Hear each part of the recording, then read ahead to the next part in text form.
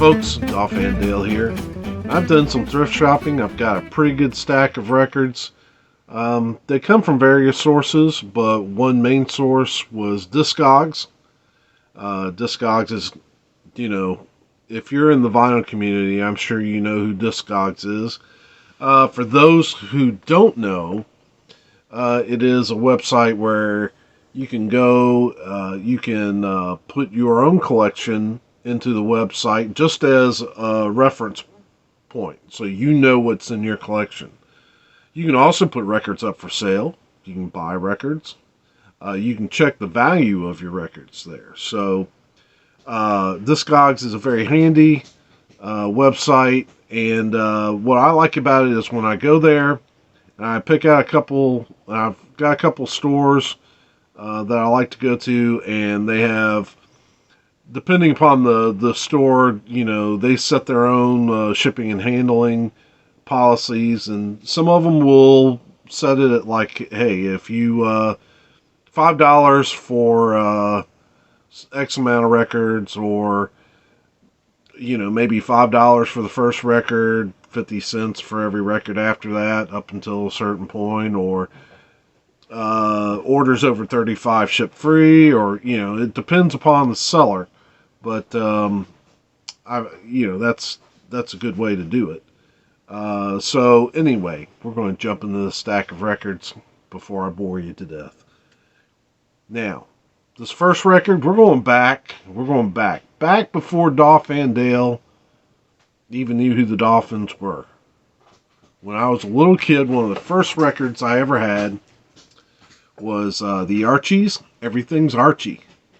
And man, remember that cartoon? Let's see the band on her shirt. Love the Archies. Would watch the cartoon all the time. And my uncle had two favorite comics. That was Conan the Barbarian and the Archies. And he always used to get those thick little double digest, and I loved reading those. So I was very much into the Archies as a little kid. And so this is a 1969 record. Of course, I was born in 66, so I was very little when these things came out. But yeah, it's great to find this. I never thought I'd find it in this kind of condition. I played this thing in a super clean, and yeah, very thrilled to have this record back in the collection. Then I used to have all of this band's, well, if you can call them that, all of this TV family's albums. I'm talking about the Partridge Family. This is the shopping bag. Did not have the free shopping bag inside. That's okay. Love to watch this family on TV. And of course, well, as with the record getting ready to slide out, there's that Bell Silver center ring. And yeah, love this family. I'm sure there were a lot of songs here that I knew back in the day. But yeah, that's the shopping bag. I also picked up Sound magazine. I think the oh yeah, the cover split. It's not a gatefold. It's not a gatefold. The cover split. I need to reattach that cover. Of course, I guess this was patterned after some of the teen magazines of the 70s, like 16, I guess.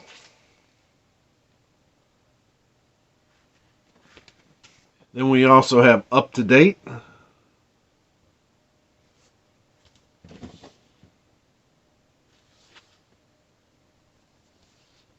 Here's the tracks.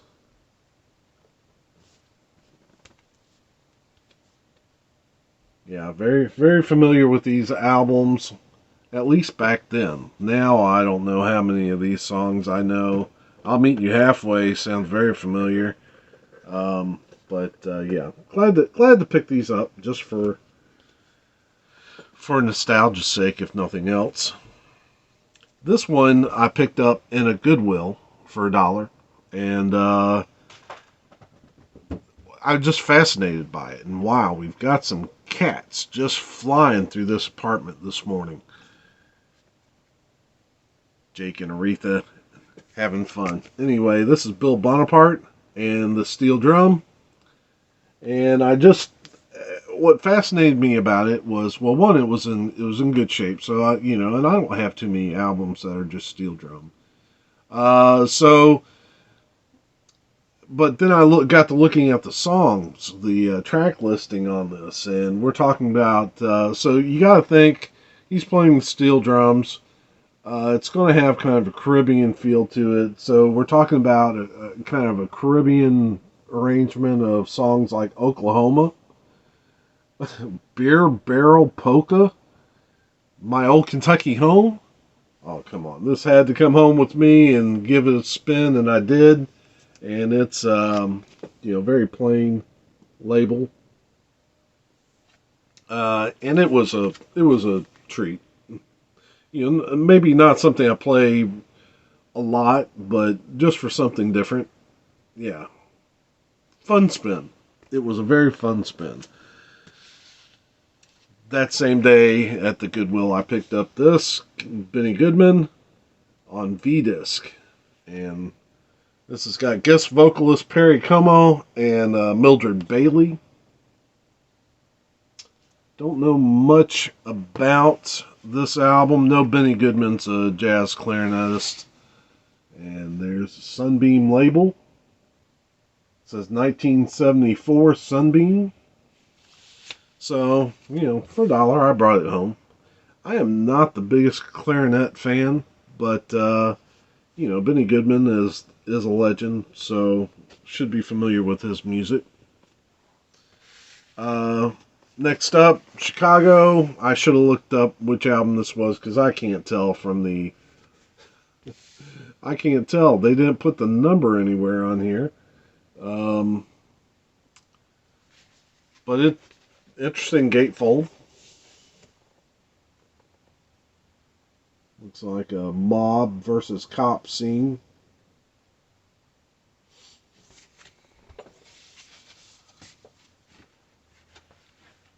And there's a custom centering. Next up, Bachman Turner Overdrive. This is 4-wheel drive. And don't know much about this album, but I picked up some BTO in the last couple of years, and every time I pick one up, I like it. So I'm going to assume that I'm going to like this album too. And this came out on Mercury. Got custom centerings. That's cool. But yeah, so I think I picked this up. I may have picked this up off of a Facebook sale. Sometimes they'll run sales. I'm in a group on Facebook, $5 vinyl and under. So I might have gotten it there. I can't remember. Also picked up The Call. This is Seen Beyond Dreams. I'm a big fan of this band. Michael Ben was a great musician. There's the back. I don't think you'd get a track listing you can see. I'm not familiar with this particular album. It is on Mercury as well. And I don't see a year. 1984. And it says it was produced by Michael Ben and The Call. Michael Ben has since passed. But what a tremendous musician. I think the call has toured some with his son.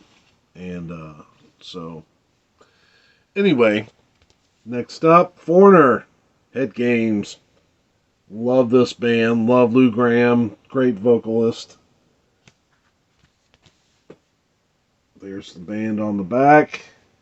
I'm pretty sure this came out of the $5 Facebook club. Yeah, maybe not the most pristine copy, but I needed it for my collection, and it was a good pickup. So there's Foreigner, Head Games. Classic album. Well, excuse me, Miss Aretha, down here at my feet. What are you doing? Cats. Kansas. Vinyl Confessions. What a great album. I love this era of Kansas as well as the more prog era. Of course, John Elefante was the lead singer during this period. And I'm a huge John Elefante fan. Kerry Livgren's still with the band here. And they were still doing some great songs like Play the Game Tonight. So I was glad to pick this up. Again, it's not pristine, but it was a budget. It was a budget record, so it'll work. There's Kansas custom centering.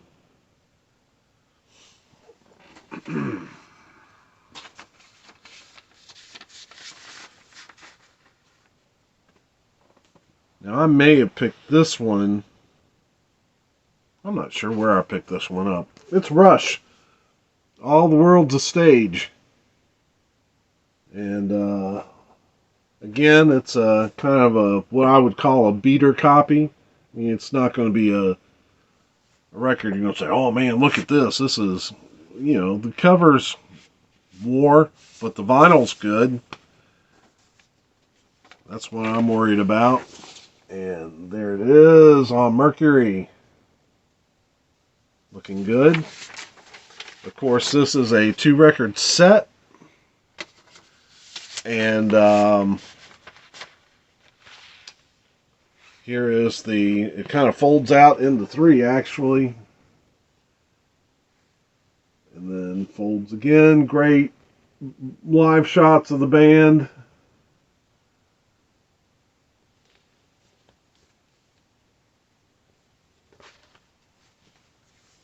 So there you have it.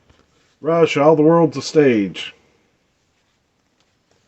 Now we're going to go a little country for this, as we come down the main stretch. I did find this in Goodwill. This is Loretta Lynn. Christmas with Loretta Lynn and Friends. So on the first side you have Loretta Lynn. On the second side you have Burl Ives, Brenda Lee, Ernest Tubb, Bill Anderson. On the second side. So I wasn't going to leave Loretta Lynn behind, even though this vinyl might not be the best. It is on MCA. That's a very different looking label for MCA. But it's still fairly clean. It seemed to me there was one spot that looked maybe a little suspect to me, but for $1, it's coming home. The next album I've wanted for quite some time. This, I think, actually came from eBay. And I found a really good copy at a nice price. Less than $10. Everything in here is like, most of it's 5 or under. This might have been 7. Shipped. Johnny Cash. Everybody Loves a Nut. And this is a 1966 album, pretty sure. But in this album, I'll find him bends a lot, but it's always roached. I mean, it is just tore to pieces. This is a good copy. Got it like I said, excellent price. Columbia, that vinyl looks fantastic. It's a little different. I think this is a more humorous side of Johnny. And so I've really been wanting it for my Johnny Cash collection. And glad to have picked it up. The next one I picked up off of Discogs.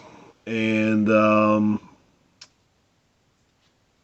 when I got it, I had a little bit of reservation about it just because it looks like it's got tape on it here. But I can deal with that, especially when you have vinyl that looks as good as this. On that Sun label.